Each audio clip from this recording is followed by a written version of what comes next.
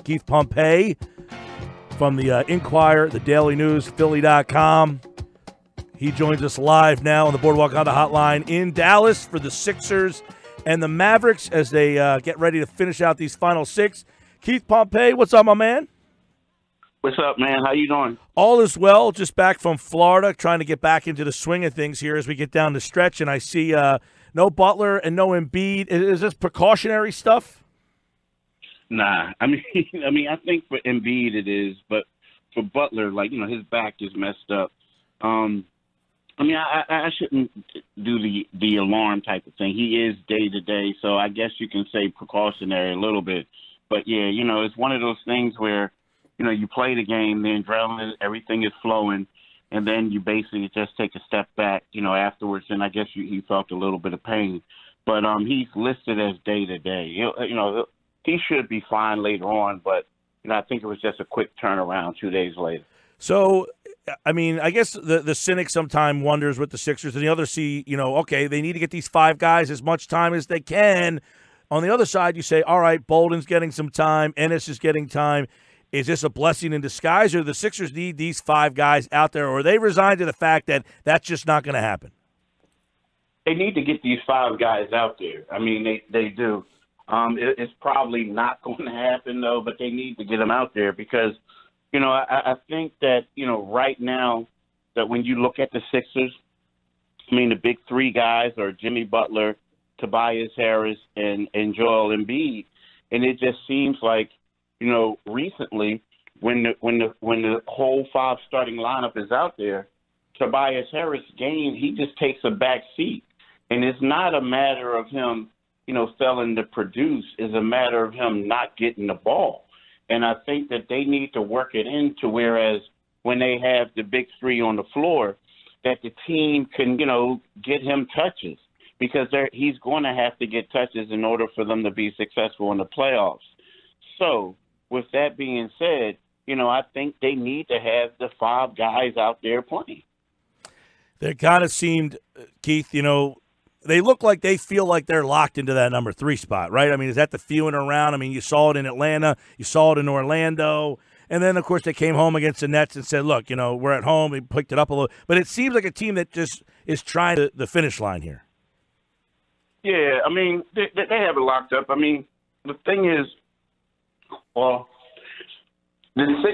how it goes is, right now, the 76ers, if they win 2 games, they have the 3rd seed locked up.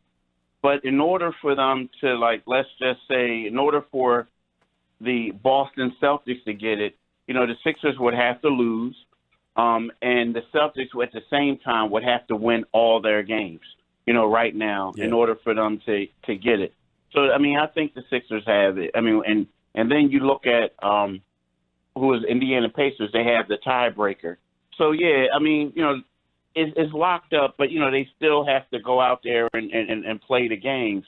But I think they'll be fine. Right now, to me, the biggest question is who are they going to play? Who's going to get the number 6 seed? Is it going to be, the Detroit Pistons? Is it going to be the Brooklyn Nets? Could Miami sneak in and steal it? So, to me, it's just a key of who are the 76ers going to play in the first round. Right now it would be Detroit, which, is 39 and 37. Brooklyn, who's kind of slumping down here. They got a brutal schedule. And Miami lingering, so it could possibly be a rematch of last year's Sixers Heat. And then Orlando is still in the mix as well. Keith Pompey with the Sixers in Dallas.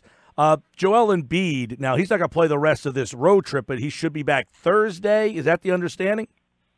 Yeah, that's the understanding. And, you've been around the Sixers as much as I have, through the years. And to me, it seems as if when they say, okay, tentatively we're going to see for Thursday, I think for them that's the goal. But if he has a setback, let's just say, if he doesn't do well in this pregame warm-up. Now, again, I'm not speaking to anyone, but I'm just saying how it's been in the past. Sure. Typically, if he doesn't do well, if he doesn't pass all the tests that they have for him, then they'll shut it down.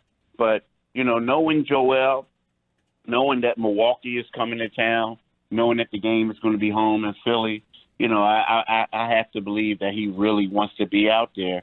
because he wants to, put on a show for the home team, especially in a big game like that. But when they say that he could miss at least 3 games, that's basically telling me that, the plan moving forward is for him to play. And the only how he wouldn't play is if he just had a setback in, his pregame warm-up. Because I'll tell you, I think if we've learned anything over the last month is how different they are with Embiid. I mean, they've won games without him. They won the other night without him. They have been able to win. They can win without him. But I think to optimize this season, it is very apparent, Keith, what he is when he's there and when he's not there. Exactly. You're exactly right. I mean, it is apparent, but I just think that unless they get everybody else involved, teams are going to guard them and they're going to attack them differently in the playoffs. They're going to try to frustrate him. They're going to try to frustrate Jimmy Butler, and I think that I think that is a matter of they're just going to have to get Tobias Harris more involved. But yeah, when they have Embiid in the game and he's on fire, it's like there's not a more dominant player, and he helps the team out. But we have to understand that this is the regular season. It's one of those things where he's going to need help in the playoffs. Because think about it. He did not really get that help last year in the second round. No. Ben Simmons had the 1-point game. J.J. Redick, he for everything the shots he made on offense, he was exposed defensively. And I think the reason why the Sixers went out there and they got these 2 guys talking about Harris and Butler was to give Embiid help. And so, my only concern is for the Sixers is, can you just implement these guys and get everybody on the same page when you really haven't played together a lot? So, that's my only question. But like you said, he is fun to watch. He is extremely dominant. He should be. If he would have played more games, I would argue that he would be the MVP. Yep. Because he means so much to his team. But again, he just needs help in order for them to go far in the playoffs. All right, so this is an interesting conversation that we've had leading up. They lose to the Hawks, they lose to the Magic, and people go crazy, and then they beat the Nets. So it's like, okay, what do you take from the Hawks and Magic game that ended up helping? It's like this weird dynamic, but you just said something that perked my ears. Regular season. It was like last year. The Cavaliers' defense was horrible all year. They were the 4 seed, and then all of a sudden they got to the playoffs and their defense wasn't so bad anymore. The regular season is just that, regular. Should we just embrace that it's the regular season and there's things that happen that are going to get the fans upset, but to them it's just the regular season? Yeah, I mean, it's just the regular season, and again, we know it. Like, the thing is, unfortunately, with the Sixers, it's like whenever they win, they're better than what they are, and then whenever they lose, they're worse than what they are. So right, like to the fans, Keith, losing to Atlanta and Orlando is almost more impactful than beating Milwaukee and Boston. Yeah, but you know what? In a way, though, here's the thing, and again, like, it's not as good as it seems. It's not as bad. The one thing I will say about the Sixers, if you're the 3rd seed and if you're this team and you're coming off of wins against, Milwaukee and Boston, there's no way in heck you should lose those teams that they lost. And I think that if the Sixers have one thing that they need to brush up on is they have to bring that killer mentality no matter who they play. Mm-hmm. It just seems like, the Sixers play to the level of their competition. There was a time last year where they just start blowing teams out, and you were like, okay, they're ready. Right. So if the Sixers play the Golden State Warriors, it's going to be a tight game. If the Sixers play the Cleveland Cavaliers, it's going to be a tight game. And it's just one of those things where they just have to, the bench isn't deep. You want to give your starters a break. So, like, they need to learn how to help themselves out more. And by doing that is just, knocking out these guys, like knocking out these teams. And to me, it looked like, okay, we're going to Atlanta, then we're going to go to Orlando. And Orlando's a little bit better than people give them credit for. No doubt. But to me, it was just one of those things where, man, we have this in the bag. It's more about the city that we're in than the team that we're playing, talking about Atlanta. You know what I mean? Yeah, no, it's funny because I was in Clearwater at the time, so I was watching the game on like the NBA TV, which was picking up the Hawks broadcast. So I'm listening to the Hawks broadcast, and I'm not insinuating that they were saying that the Sixers were out partying, but whoever the color analyst is for the Hawks was like, well, it looks like the Sixers were enjoying the nightlife of Atlanta last night. Like, that was the joke that, and the play-by-play guy's like, are you saying you know something here? And he's like, let's just say it looks like they had a good time last night. It was almost like, yeah, we know we have the 3 seed. We're in Atlanta, and this is a cool place to be. Like, it had that feel. It's like Saturday night, Atlanta, we're the 3 seed. You kind of had that feeling in some of these games that they just, like you said, the fans want them to have that killer instinct, and they're thinking, look, it's an 82-game season. We're allowed to have a little fun every once in a while. Yeah, we're allowed to, but, you got to put that team away. I mean, you just have to, because, there are certain cities. There's Atlanta, there's Miami for sure. It's like Toronto's kind of cold, but people like going there. Houston, there are certain cities where, teams, coaches, there's a reason why whenever they go there, they have so much for the players to do. Like, we have film study, we have this, we have that. Yeah. You don't want an off day. Like, a concern of mine, I'm looking at the 76ers schedule. Yeah. So they're going to have on Monday, or is it Sunday? Oh, on Sunday, because they're going to play in on Chicago on Saturday. Right after the game, or they're going to fly to Miami, or they may fly the next morning. They're going to be off a day on Sunday in Miami. Tuesday. They don't play till Tuesday.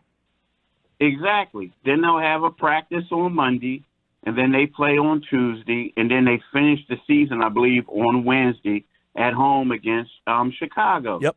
So, you know what I mean? Like, too much can go wrong, dude. You have, South Beach. The weather's great. People are driving Ferraris, this and that. So it comes to a point where you have a veteran team that tends to be locked in. And those are the squads, that can go there and get stuff done. But when you're in that type of city, it's just so much temptation. Now, when you live there, you get used to it. It's kind of like, okay, this is just Florida. You know what I mean? Yeah, I see women in bikinis all the time. I see this, I see that. Oh, believe me, we deal with it here. Like, people are like, you don't gamble all the time? I'm like, I live here. The casinos, I go when I go. Exactly. So you know what I'm saying? So, to me, that's going to be a big test for the Sixers. Now, last year, when they went to Miami in the playoffs, Amir Johnson was the guy who basically said, hey, guys, I know this is great, but this is what we need to do. Mm-hmm. He said that to the younger guys, and they were locked in and they were focused. But like you say, you go there in the regular season, you go to hot Atlanta, as people call it, hot Atlanta, and you go down there and you have a good time, and then next thing you know, you're like, boom. And the same thing with Brooklyn.